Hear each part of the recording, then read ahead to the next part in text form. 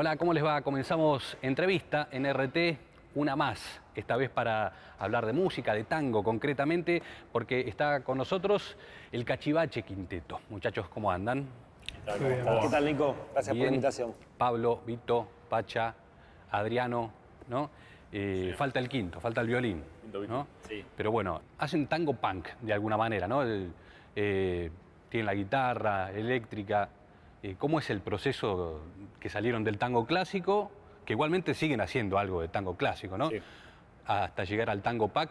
¿Cuál es el proceso de transición? ¿Cómo se fue dando esa transición? Fue un poco inevitable. Nosotros somos músicos de una generación, digamos que éramos músicos de rock, ¿no? De todos tipos de rock, el más duro, el más pop. Y bueno, con la madurez nos encontramos con el tango. Uno se hace fanático del tango tradicional, pero después de un tiempo empieza a aflorar el verdadero yo, ¿no? ¿Es una cuestión de edad? O sea, ¿te llega el tango? Es una cuestión de generación, sí. Puede ser. Yo creo que sí, que es una cuestión de, claro, de generación, en un caso porque, bueno, nuestra generación es una generación que un poco tenía perdido el tango, ¿no? Claro. Cuando nosotros empezamos a tocar, todos nosotros, el tango todavía era una cosa de viejos. Para los músicos de 17, 18 años, a mediados de los 90. Y el tango, además, yo creo que sí es una cuestión de edad porque en algún modo es una música culta, profunda, con una poesía particular. Hay una frase que dicen que creo que es muy cierta, que uno necesita haber perdido algo en la vida para entender el tango y sus letras y sus poesías, sus temáticas, ¿no? Haber perdido o que le falte durante mucho tiempo algo, ¿no? Sí. Necesidades esenciales quizás para una sociedad. No, pero me refiero más a haber perdido un amor, haber perdido un ser querido, haber perdido Y tantas cosas que uno pierde. El sentido de la justicia. El teléfono. Yo haría dos salvedades con esto que estamos diciendo, importante. Primero que decimos tango punk y por ahí sugiere una especie de fusión, cosa que no hacemos. Nosotros hacemos tango. Hacemos tango y tenemos cierta estética o ciertas formas que se alejan un poco de lo tradicional del tango, pero hacemos tango, digamos, el que nos escucha sabe que estamos haciendo tango. Y otra salvedad que también hay que hacer es que esto de que es una cuestión de edad, sí es cierto lo que dicen los chicos, pero en Argentina se está haciendo mucho tango joven. Hay muchos chicos tocando tango. Pibes de 20 años, 18, por suerte, con el bandoneón, ya desde con el hace piano. 20 años podemos decir, ¿no? Sí, que ya desde hace 20 años hay un proceso de tango nuevo que se está dando y es muy importante y hay que reconocerlo. Por suerte. Ahora, cuando yo tenía 20 años no pasaba eso, pasa ahora. Pasa ahora. A partir del 2000 más o menos, ¿no? Fines del 90, 2000, principios por ahí, que la juventud se volvió a meter en el tango, ¿no? Sí. ¿Podemos hablar entonces de un corte en la creación? Digo, había una creatividad durante 50 años quizás o más acerca del tango, digo, letras y composiciones, que después quizás al final del siglo XX se perdió y ahora ustedes y otros músicos retoman. ¿Cuán difícil entonces es componer y crear nuevo tango ahora? ¿O es fácil igual? O no sé, ustedes me dirán. Mirá, yo creo que para nosotros en particular se convirtió en algo natural, pero también porque nosotros hemos sabido ser libres con todo lo que eso conlleva, ¿no? No digo que sea algo, para nosotros es algo bueno, pero la producción nuestra tiene que ver con esa libertad. Con esa libertad también tiene que ver que nos llamen tango punk. Tal vez, ¿viste? ¿Les pusieron o ustedes se pusieron tango punk? ¿Cómo es? No, un poco nos pusieron y nos terminamos haciendo cargo porque la verdad que nos sentíamos identificados con eso, era algo cierto, ¿no? Y sí, lo que había pasado de Piazzolla, después de Piazzolla, o en el momento mismo en el que Piazzolla empieza a hacer esta música, que también de alguna forma era un tango punk, porque era un tango que se salía de las normas en su momento y que fue muy, muy criticado. En Argentina lo que había era una invasión del rock, de la música de Estados Unidos, que tenía que ver también con la Guerra Fría, con la invasión cultural y con todo lo que estaba pasando culturalmente en ese momento. Y no es casualidad que después de la caída de la Unión Soviética, del muro, vuelvan los folclores regionales, las músicas locales, como una búsqueda, yo creo, de la identidad de los pueblos frente a lo que se llamó la globalización. Ya no tenemos más dos campanas, tenemos una sola campana cultural que nos va a invadir a todos. Bueno, ¿quiénes somos? Volvamos a nuestra música. Yo creo que eso pasó no solo con el tango, sino con el folclore y con los folclores de todos los países en Latinoamérica. Y ahora la globalización y entonces los diferentes folclores van de la mano o van paralelamente por caminos separados. Como digo, quizá una cosa ayuda a la otra también, ¿no? La globalización, digo, para difusión, por ejemplo.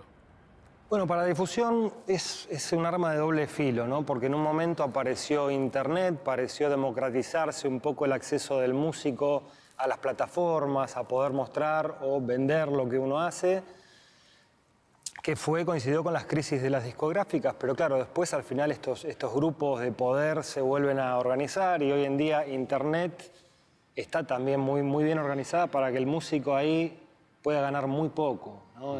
Y lo siguen manejando unos pocos grupos de poder. Entonces, no sé, tenemos herramientas nuevas ahí, en un momento parecieron muy buenas, ahora ya no sé si son tan buenas. Las herramientas de difusión, decís, no son tan buenas, no convienen. Y porque en definitiva hoy que tenemos Spotify, YouTube, y claro, uno siente, bueno, puedo subir mi música ahí, no necesito de una discográfica, pero termina funcionando como una discográfica en definitiva. ¿No? El rédito que obtiene un músico de estas plataformas es muy poco.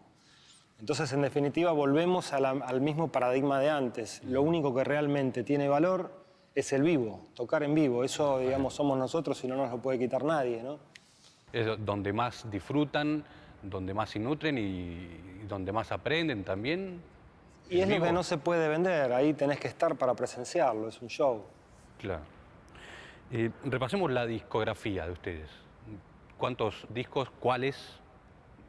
Y llevamos ya 7 discos grabados. En 2009, ¿no? ¿Fue el primer disco? 2009. En 2009 sacamos el primer disco y bueno, ya llevamos el 7º que lo grabamos el año pasado. Después, o sea, ya casi 10 años entonces de historia sí, que vienen tocando. Casi 11 años en realidad. 11. 11 años, sí. Había leído que ustedes dos no se conocieron primero afuera. Sí, vivíamos en España, en Bilbao, y ahí tocando cada uno por su cuenta nos conocimos y bueno. ¿Tocando otras cosas o tocaban tango? Tocábamos tango también y algunas otras cosas, blues, viste, también. Y ahí arrancamos con el cachivache, primero haciendo o nosotros queríamos hacer una versión más tradicional del tango, porque estábamos aprendiendo a tocar tango, entonces... pero al final lo que salía es un poco lo que... No nos salió bien. Claro, no nos salió bien y salió... ¿Por qué no? Lo que después se llamó tango punk. Claro, porque uno quería ser tradicional. Lo que es ahora. Claro, uno quería ser tradicional, es decir, vamos a aprender bien cómo es este género. Bueno, pero quizás fue lo necesario para arrancar, ¿no? No, seguro. Sí, no quedó otra y yo qué sé. Ese tango es más de músicos más académicos, ¿no? El tango de otra época, digamos, y nosotros veníamos más de un palo del rock, donde la metodología es diferente. Entonces, agarrar el tango desde ese lado fue también un resultado distinto, ¿no? Con respecto al laburo, el trabajo de composición que hacen, ¿cómo es? ¿Lo hacen todos juntos, todos juntos, o hay alguien que trae una base? ¿Cómo se trabaja en ese sentido?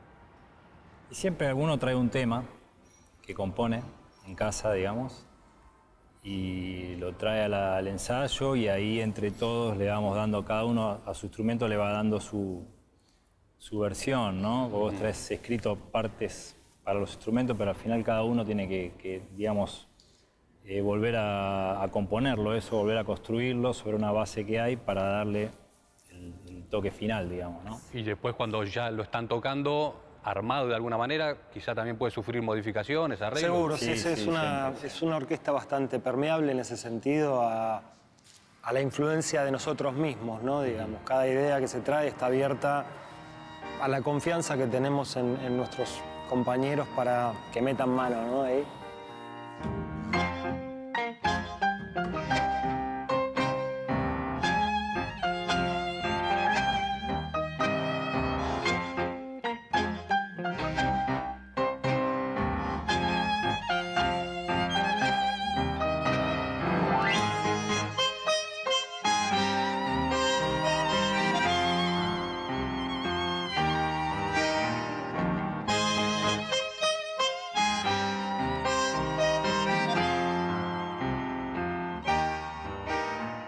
Muchachos, ahora me interesa hablar acerca de cómo funcionan organizativamente. Digo, ¿son una cooperativa? ¿Sí?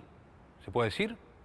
¿Funcionan, o al menos parecido a una cooperativa? Sí, sí. ¿Se autogestionan? Totalmente. ¿Cómo es eso? Digo, ¿es una necesidad o es por convicción, teniendo los tiempos actuales? No, bueno, es una necesidad que se termina convirtiendo en convicción. Porque a nosotros y a cualquier banda que empieza no le queda otra que autogestionarse. Y a medida que pasa el tiempo y se van armando los protocolos de trabajo, en todo sentido, tanto internos, artísticos como comerciales, se va convirtiendo en una convicción si funciona. En nuestro caso, yo estoy muy contento con cómo funciona este grupo, en ensayo, en grabación de disco, en gira. Me parece que, bueno, hemos conseguido... Entonces, claro, cuando se ha conseguido hacer todo eso también, es un capital que uno tiene, ¿no? Porque yo recuerdo, por ejemplo, al principio buscábamos managers y productores, ¿no? Buscar todo eso es también no saber cómo hacerlo.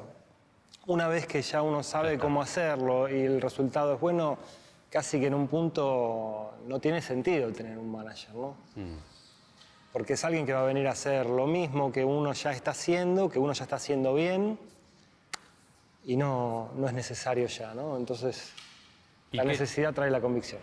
¿Qué es lo más difícil de autogestionarse, de autoproducirse y demás? Adelantar la plata. Ahí hay que tener una capacidad de persuasión, ¿no? De convencimiento al otro para que adelante o para que le dé lo que ustedes piden. ¿Cómo es eso? Hay que tener una habilidad. No, pero yo creo que lo que se refiere Pablo es algo muy cierto. Nosotros, claro, cuando tenemos que hacer, uno va armando una infraestructura y la infraestructura necesita de un capital. Y una banda independiente no lo tiene, ¿no? Si yo digo, bueno, este año tenemos que grabar un disco, hacer promociones, pagar la página web, hacer videoclips, pagar pasajes para empezar a hacer una gira, listo, nos pusimos a hablar de, no sé, 10.000 o 20.000 euros que no tenemos, suponete. Entonces, al final uno termina armando sistemas para cada año guardar un capital para todo lo que haya que hacer al año siguiente, ¿no? Sí, y para volver a arrancar una gira, por ejemplo. Claro, y eso lo fueron aprendiendo ahí, sobre la marcha, a hacerlo. La verdad que sí. A lo largo de 10 años, ¿o en cuánto tiempo ya lo tenían cocinado, aceitado esa maquinaria? No lo sé, y no sé si realmente se termina en algún momento de aprender eso, pero fue funcionando naturalmente. Vas dando pasos uno atrás de otro, ¿viste? No vas a dar un paso más allá de lo que puedes dar, ¿no? Vas paso a paso y vas creciendo a medida que pasa el tiempo, ¿no? Ahí paso a otro tema, porque había leído unas declaraciones de Vito que decía: a veces la palabra tango te pone en un lugar o en el lugar perfecto para que te tiren piedras. ¿A qué te referías? ¿Qué quiere decir esto? ¿Por qué? Esto es porque en Argentina nosotros tenemos todavía un núcleo muy duro de puristas del género, que esto, por ejemplo, del tango punk o del tango con estas ropas es algo que no les cierra, ¿no?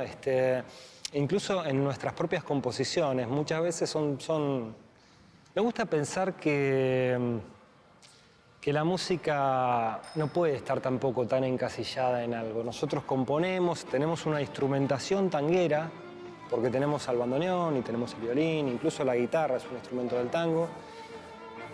Hay elementos del tango, pero hay muchas cosas que no lo son.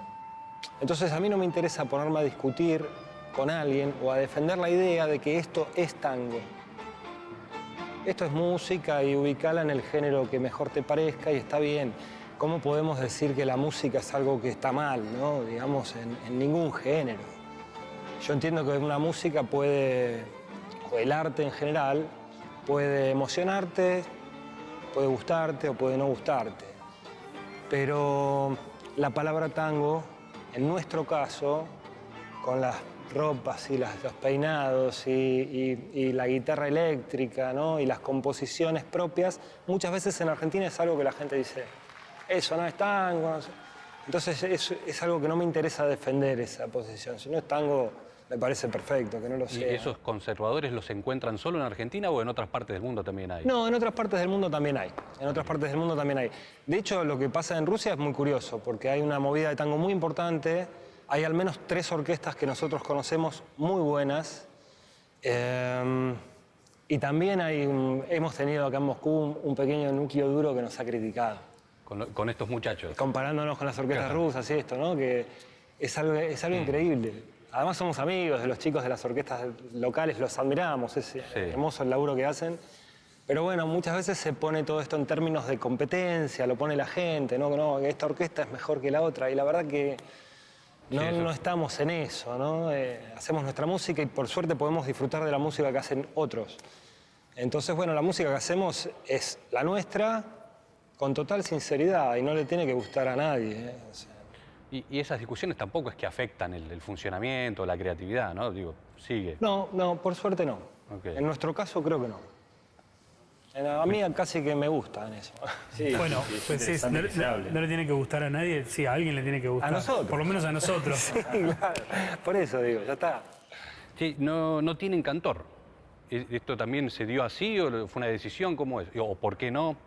¿Por qué Montanelli no tenemos cantor? ¿Por qué no tenemos cantor? A veces tenemos. Trabajamos a veces con algunos cantores muy esporádicamente, cantores que respetamos mucho y queremos mucho y que están a la altura. Pero no, rara vez trabajamos con cantores. Es por una cuestión de que ya están, su concepción es Nuestra instrumental. apuesta es que la apuesta nace de la milonga, ¿no? Nace de hacer bailar a la gente, de la música de baile, que es en general música instrumental. Okay. Sí, en una época también lo buscamos, coqueteamos con esa idea, pero hoy en día yo también estoy orgulloso de que no lo tengamos, ¿no? Digamos, porque no es fácil no tenerlo, o mejor dicho, si uno piensa en una orquesta es más fácil tenerlo, ¿no? Ocupa un lugar de frontman, de comunicador, que nosotros nos hemos visto forzados, de alguna forma, a ocuparlo, y hoy en día ya también lo sabemos hacer, así que está bueno. Sobre todo cuando vas a tocar fuera de Argentina, el espectáculo que la gente espera es el cantor de tango, ¿viste? Porque tiene la imagen del primero que fue Gardel, el primer gran cantor de tango. Entonces la gente tiene, ¿viste? Esperás que alguien hable, cante, que, ¿viste? Sea el frontman, como dice Vito. Y no tener eso también es como decir, vamos a hacer el aguante nosotros sin cantor. Sin palabras, digamos, ¿no? No sé, vi videos que creo, Vito, que hablás, ¿no? El micrófono lo tomás vos cuando hay que comunicarse con el público. No, y Pablo también, sí, eso también. En ese sentido somos muy libres en el escenario para un poco el día que uno tiene ganas habla, claro, y el día que no habla el otro. Sí, por eso te digo, al no haber cantor hemos un poco desarrollado ese personaje que no se nos daba bien para nada, porque uno cuando tiene el piano y la guitarra, eso lo que quiere hacer es estar ahí con su instrumento. Y no tenemos esa cosa de frontman, de ir a ese carisma de hablar y sonreír, ¿no? Pero al final, bueno, ha ido pasando. Sí, y están haciendo una película de sus giras, ¿no? Sí. Del grupo. ¿Qué se va a ver más allá de, bueno, van de un lado para el otro? ¿Qué pretenden mostrar ahí? ¿Qué pretendemos? Es una buena pregunta. Es una pregunta para el director. La verdad, el director es Diego Tomasevich, que es el director de todos nuestros videoclips desde hace muchos años. Y un poco se ha convertido como en el quinto Beatle, el sexto sería en este caso. Porque bueno, es parte de la banda, nos conocemos mucho. Con esto de hacer videoclips y filmar algunos conciertos, hace unos 3 años empezó la idea de hacer un documental. En principio la idea era hacer un documental de esta banda, después la idea fue mutando y nos acompañó ya a 2 giras largas. Un mes estuvo en Europa y un mes en Asia con nosotros. Tenemos varias preguntas que se plantean en ese documental. ¿Qué es ser una banda? ¿Cómo es ser músico hoy en día? ¿Cómo es intentar cumplir los sueños que uno tiene y vivir de eso? Por ahí andan los ejes de esta película. ¿Qué pasa cuando uno cumple los sueños? ¿Qué pasa ¿Qué cuando pasa uno cumple después? los sueños? Sí. Veremos Claro. entonces, ¿no? ¿Ya a fin de este año o ya más para el año que viene lo pensamos? Abril, mayo del año que viene. Ok, estaremos atentos entonces. Van girando, digo, 50 países, más o menos, ¿sí? Según leí, hablábamos antes, Pablo, de qué aprenden más allá de, bueno, la experiencia de tocar y conocer lugares. ¿Se aprende socialmente hablando al girar Yo por creo tantos que lados? sí, aprendés socialmente y personalmente, ¿no? Internamente se aprende mucho. ¿A qué se aprende o qué es lo que se aprende? A vivir. ¿A vivir? A vivir. ¿A aprendés. tolerar? Sí, Quizás. aprendés a que primero que conoces más culturas que la propia. Entonces aprendés a ver a otros seres, otros humanos también que son muy distintos a uno, que tienen otro lenguaje, otra escritura, otras costumbres. Y decís, qué loco, ¿no? Todos somos los mismos humanos del mismo planeta, digamos, ¿no? Supuestamente. Y ves, y ellos te ven a vos y vos ves a ellos y aprendés muchas cosas de eso, ¿no? También el documental creo que muestra un poco eso, porque tantos años que llevamos viajando, también siempre dijimos, qué lástima que no está Diego para que capte este momento, que es una parte de nuestras vidas muy importante, ¿no? Porque muchos años de nuestra vida están de gira, entonces es lo que también queremos plasmar en este documental, ¿no? Que se vea no solo lo que se ve en todos los documentales de una banda girando, sino cosas un poco más personales de lo que nos pasa.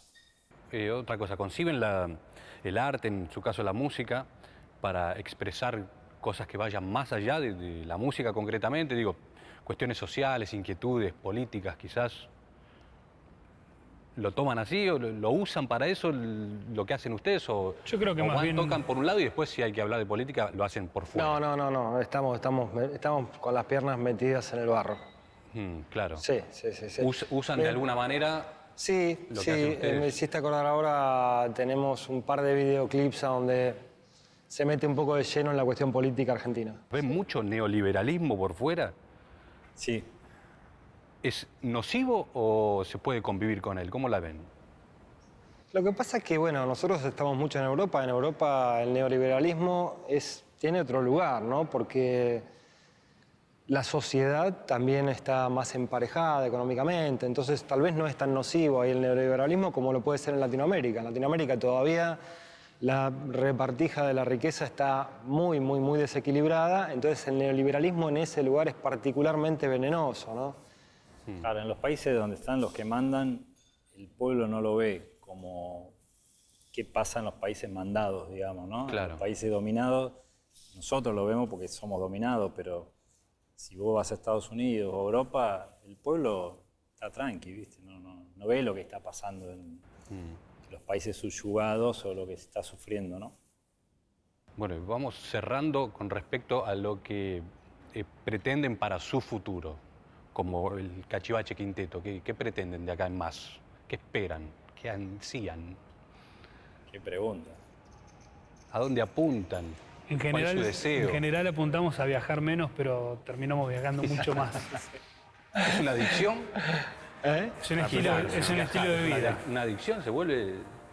Tiene algo de adicción, ¿Sí? Tiene algo de adicción, pero también tiene algo que es verdad lo que dice Pacha.